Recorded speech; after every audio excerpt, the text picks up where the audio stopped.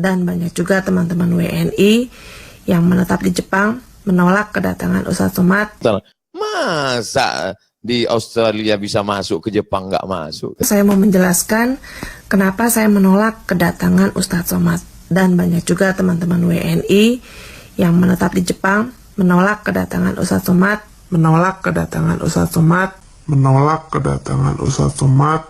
Tanggal 20 Mei nanti. Karena apa? Karena memang kita nggak suka dengan cara dia berceramah, selalu menyisipkan provokasi yang berbau politik. Itu perasaan orang yang takut nggak bisa masuk.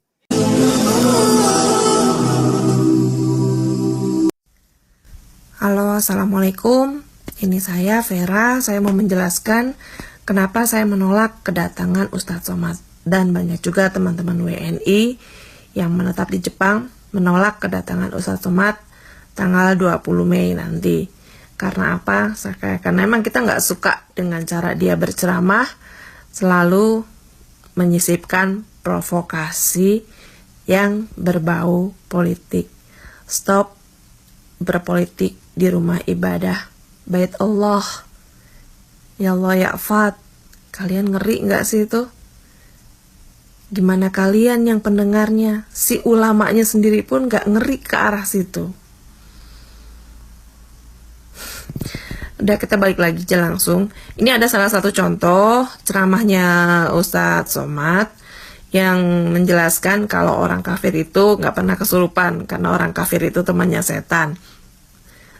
Sedangkan kalau orang muslim pasti kesurupan karena akan diganggu oleh setan.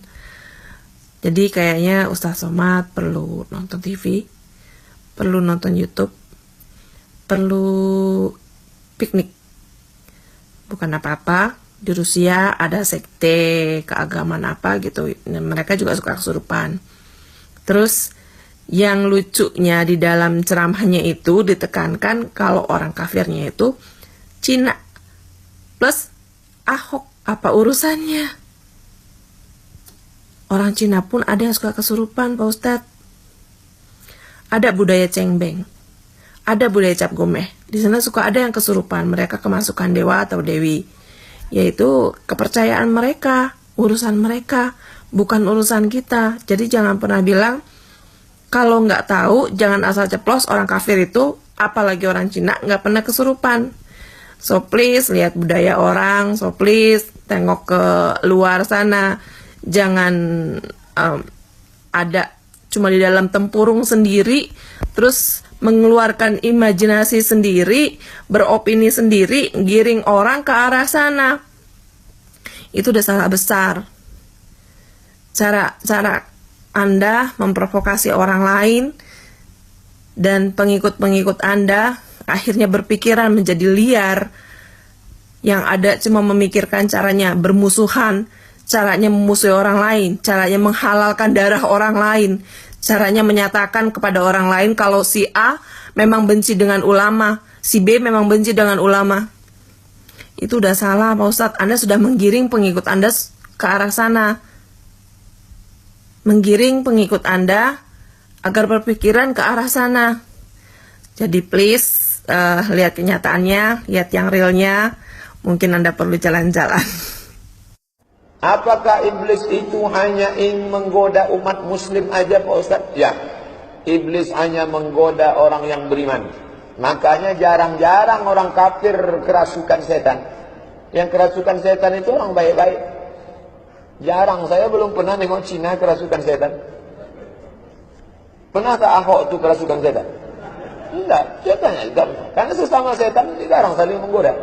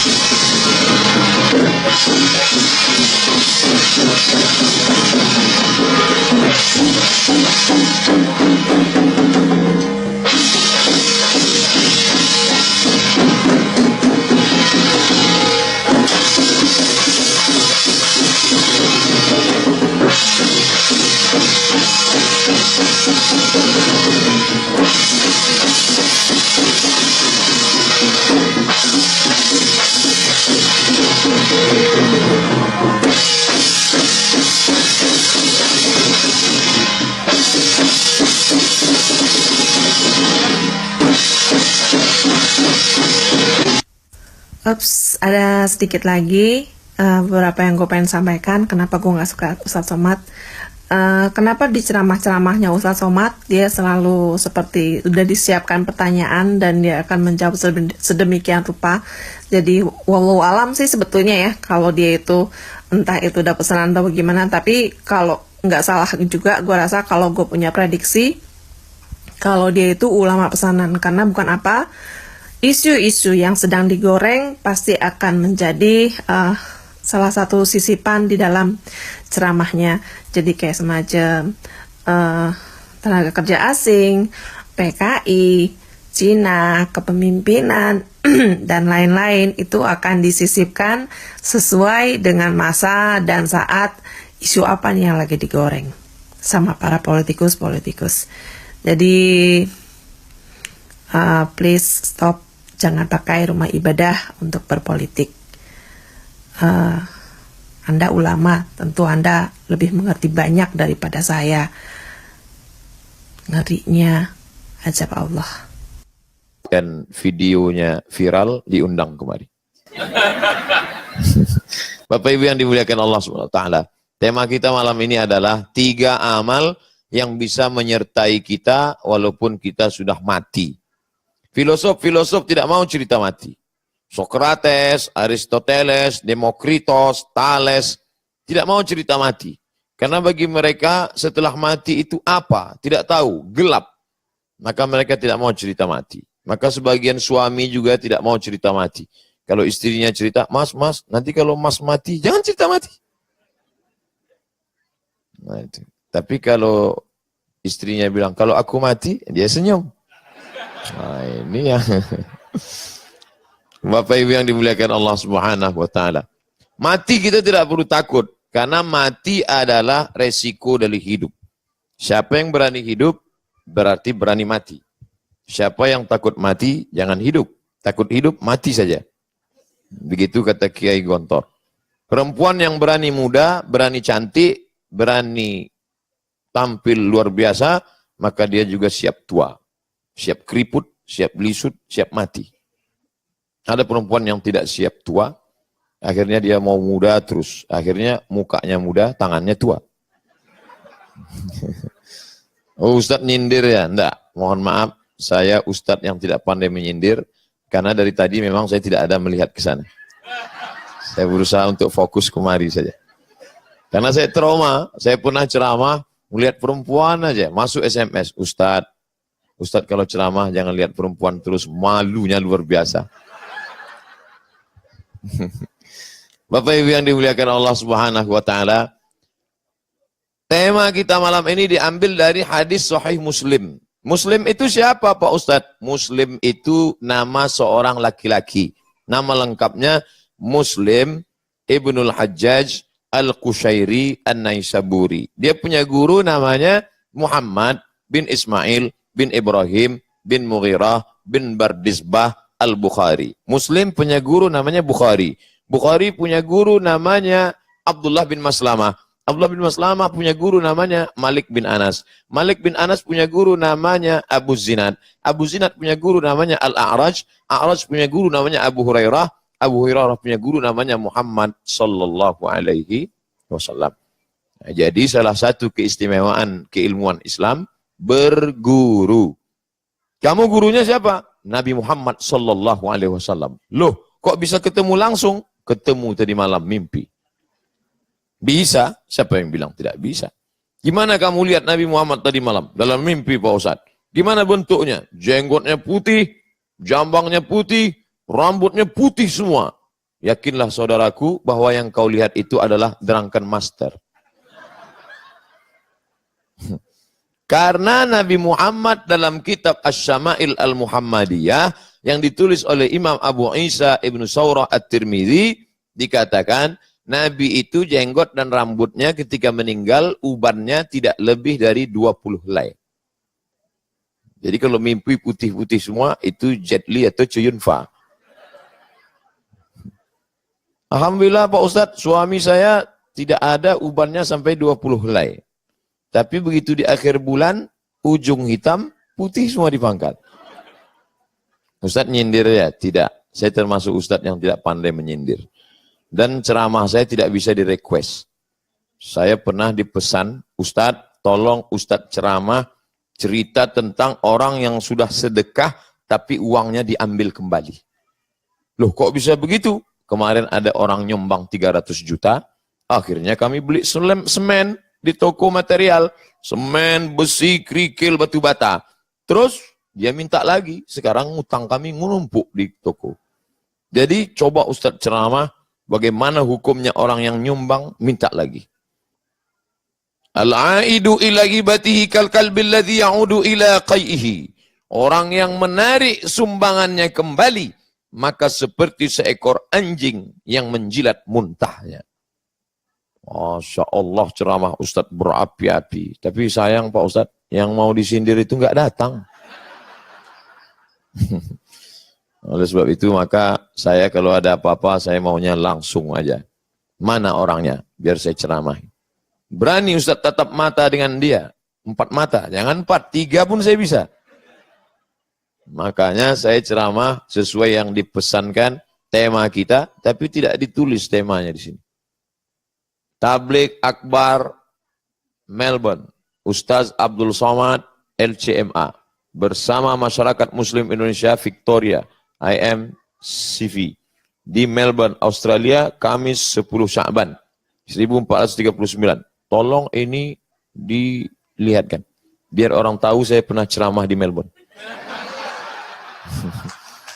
Insya Allah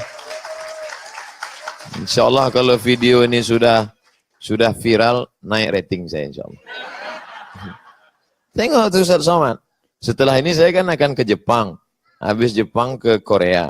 Apa kata? Masa di Australia bisa masuk, ke Jepang nggak masuk? Itu perasaan orang yang takut nggak bisa masuk. Dalam hadis riwayat Muslim itu diriwayatkan dari seorang laki-laki namanya Abdus Syams. Abdu hamba, Syams matahari. Hamba matahari. Nama kok hamba matahari. Akhirnya dirubah Nabi menjadi Abdurrahman. Nabi kalau ada nama-nama yang tidak baik dirubahnya.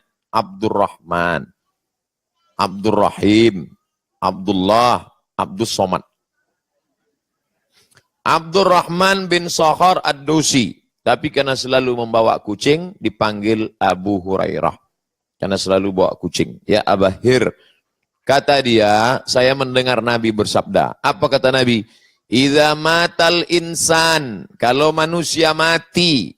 Ustaz Somad itu pilihan katanya terlalu kasar. Masa pakai mati? Kalau manusia meninggal dunia. Yang lebih lembut Pak Ustaz. Kalau manusia itu wafat, meninggal dunia, jangan pakai tangan kiri lah Pak Ustadz. Oke, pakai tangan kanan. Nanti saya pakai tangan, Ustadz mau nunjukkan cincinnya ya. Idza matal insan, kalau manusia meninggal, inqata'a, putuslah amalnya, illa min salasatin. Illa min salasatin. Inqata'a min amalihi illa min salasatin. Amal yang lain putus. Ibu yang rajin baca Yasin, malam Jumat baca Yasin, setelah meninggal dunia putus. Ada orang mati baca Yasin. Kalau ada orang mati baca Yasin, kabur kita semua. Salat duha, salat witir, salat tahajud, salat qabliyah, salat ba'diyah, salat isyraq, salat awabin, salat tasbih, salat hajat, macam-macam salat. Setelah meninggal dunia putus. Tapi ada satu amal yang tidak putus. Ada 3 kata Nabi. Illa min salasatin. Kecuali 3. Yang pertama. Min sodaqatin jariyah. Sodakoh jariyah. Yang paling tinggi namanya zakat.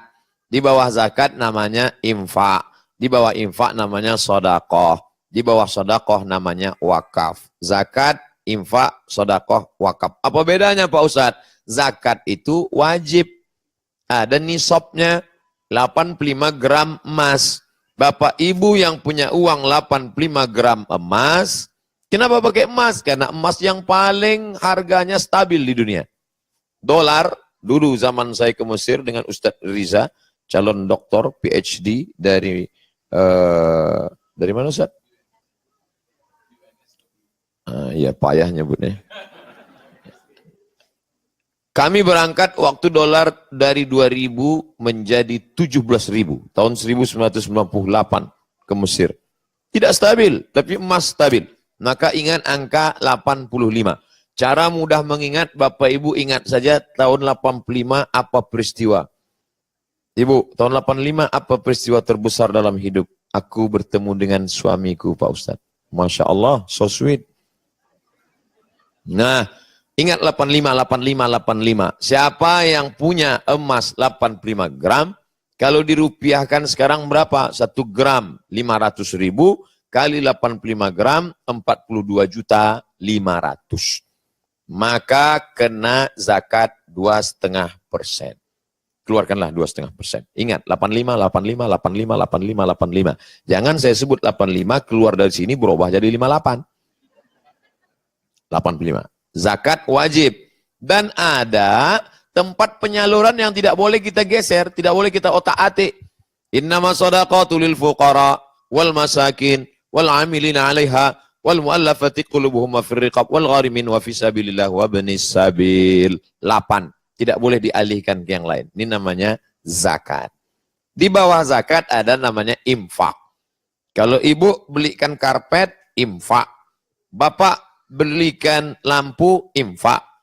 Bapak belikan mikrofon untuk masjid, namanya infak. Kalau dia benda, infak. Tapi tidak semua orang bisa berikan infak. Maka orang yang susah miskin, nggak punya uang, jangan sedih. Karena di bawah infak ada namanya sodakoh. Apa beda infak dengan sodakoh? Kalau infak itu materi, benda. Tapi kalau sodakoh, tidak benda. Contoh, kalau ada orang beli semen, ini semen untuk masjid, itu namanya infak. Tapi kalau saya nggak sanggup untuk ngasih semen, tapi gotong royong untuk ngaduk semen saya bisa, itu namanya sodakoh. Karena setiap tulang sendi ada sodakohnya. Ngambil skop, ikut ngaduk semen, itu sodakoh. Saking tidak bisanya, mau ikut gotong royong juga nggak sanggup, memberikan waktu juga tidak. Maka sodakoh yang paling ringan, tabassumika fi wajhi akhika sodakoh. Senyummu ke wajah saudaramu sodakoh. Makanya kotak itu yang paling tepat namanya kotak infak. Jangan kotak sodakoh. Karena kalau kotak sodakoh nanti lewat orang senyum aja.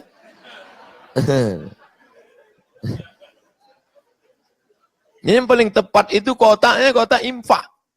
Itu yang paling tepat. Wa anfiqu min thayyibati ma kasabtum.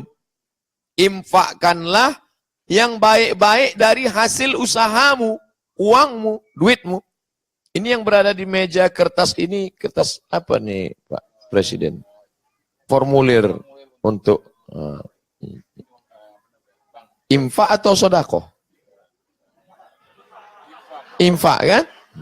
Karena banyak juga saya tengok yang senyum-senyum aja.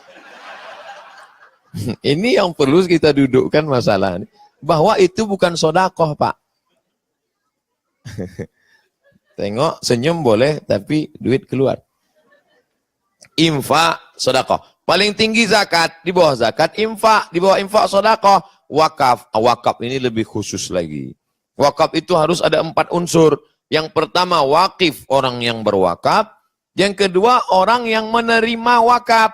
Yang ketiga, benda yang diwakafkan. Yang keempat, ada ijab, ada qabul.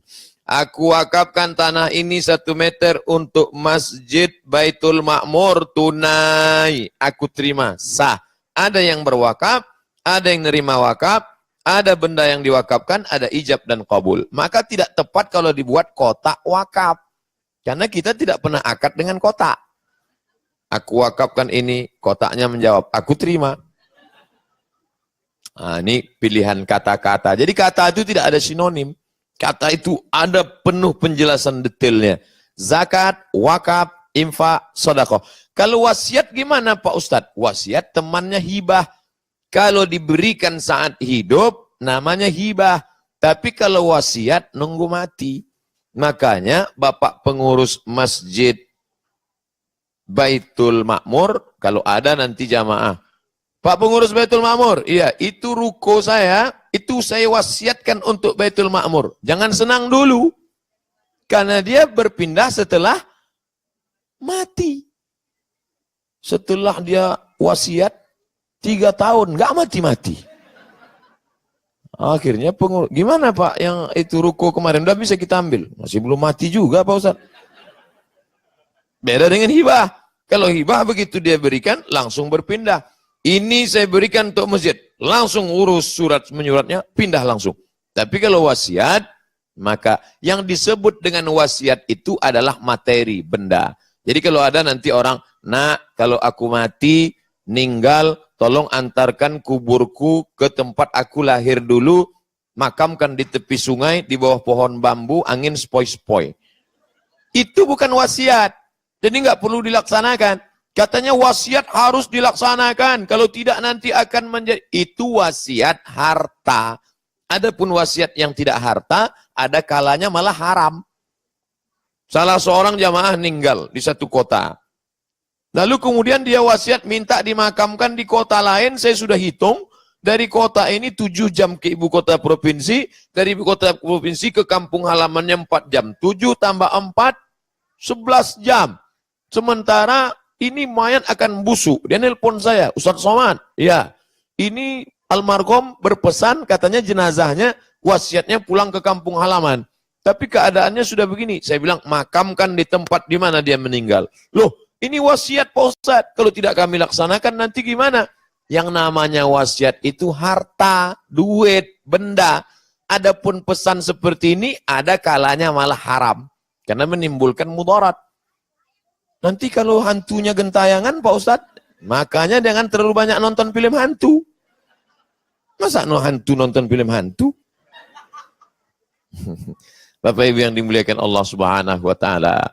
Oleh sebab itu maka itulah perlunya ngaji. Alhamdulillah di Sydney, di Melbourne, semuanya ngaji. Semuanya faham agama. Kenapa? Saya tadi sampai kaget. Di Melbourne ada berapa kelompok kajian? 28 kelompok kajian dan semuanya bersatu.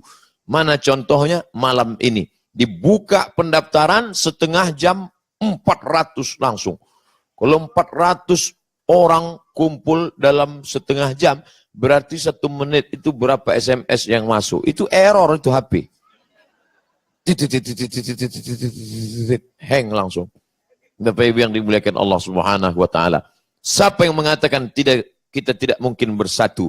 Mustahil kita bersatu. Ini buktinya kita bersatu, kata Bapak Presiden tadi. Tapi saya baru tahu rupanya selama ini tidak bersatu. Siapa yang bilang kita tidak bisa bersatu? Kiblatnya satu. Fawalli wajhaka syatral masjidil haram. Bahasa yang dipakai satu. Allahu Akbar. Imam yang dipakai satu. Kita ikut imam. Jangan dilawan imam. Ju'ilal imamu liyutamma bih. Imam diangkat untuk diikuti. Maka yang pertama ini yang akan mengalir kalau setelah Abdul Somad ini mati meninggal dunia adalah shadaqatun jariyah. Shadaqah jariyah. Maka kami pun buat pengumuman di FB saya. Fanpage Abdul Somad. Ustaz Abdul Somad. Lihat, yang gambarnya banyak sekali situ yang ngaku fanpage punya saya. Bukan. Yang gambarnya saya dengan anak suku terasing. Ada anak-anak kecil di perkampungan suku terasing. Itu yang asli punya saya. Yang lain tidak. Di luar tanggung jawab kita. Apalagi yang sampai minta-minta uang atas nama. Itu saya doakan supaya masuk neraka Pak Ustaz. Tidak. Supaya Allah memberikan hidayah kepada dia insya Allah. Nah, akhirnya saya pun sampailah ke perkampungan itu. Dari ibu kota provinsi, 5 jam naik mobil jalan darat, sampai ke tepi sungai. Mobil diletakkan di tepi sungai, numpang di rumah Pak RT, Pak RW, lalu kami naik sampan kecil dengan mesin kecil menelusuri sungai 7 jam. Sampai 7 jam di pedalaman, mau ngasih tahu orang di rumah saya sudah sampai, rupanya no signal. Saya tanya, bisa kirim SMS dari sini? Bisa Pak Ustadz. Gimana caranya? Ada satu bukit tinggi, di atas itu ada pohon satu. Maka nanti ada yang manjat ke atas membawa HP, dia goncang-goncang. Nah, setelah dia sebut, ini udah masuk SMS-nya, tolong balaskan. Rupanya dia buta huruf. Jadi dia buat turun lagi, nanti kita... Akhirnya kami seperti, di mana waktu itu rasanya? Ya Jumanji lah. Bapak Ibu yang dimuliakan Allah SWT, masjidnya sangat tidak layak. Hanya kayu-kayu yang disusun di dalam lantai. Di situlah kami tidur. Maka akhirnya kami foto. Saya pulang ke ibu kota provinsi, saya beri ceramah. Bapak Ibu sekalian, subuh ini kita tidak lagi ceramah. Saya langsung saja, ini gambar masjidnya sekarang. Siapa yang mau nyumbang? Bata yang satu, saya ngasih sekian. Akhirnya kita buat masjid baru di sebelah. Ini akan dibuat jadi tempat pertemuan. Lalu kemudian tidak juga selesai, datang PLN. Datang orang PLN, mana dia Pak Ustadz? Ini, kita selesaikan. Tuntas, selesai, berdiri satu masjid. Barangnya tidak mahal, semen tidak mahal. Tapi membawa semen naik sampan 7 jam. Itu luar biasa bawa semen itu. Ustadz bawa? Enggak, saya ngeliat aja. Mereka yang bawa. Saya bawa foto, rekam, upload. Jamaah komen, betapa menderitanya engkau Ustaz. Kami meneteskan air mata melihat penderitaanmu. Padahal saya tidur aja di sampan.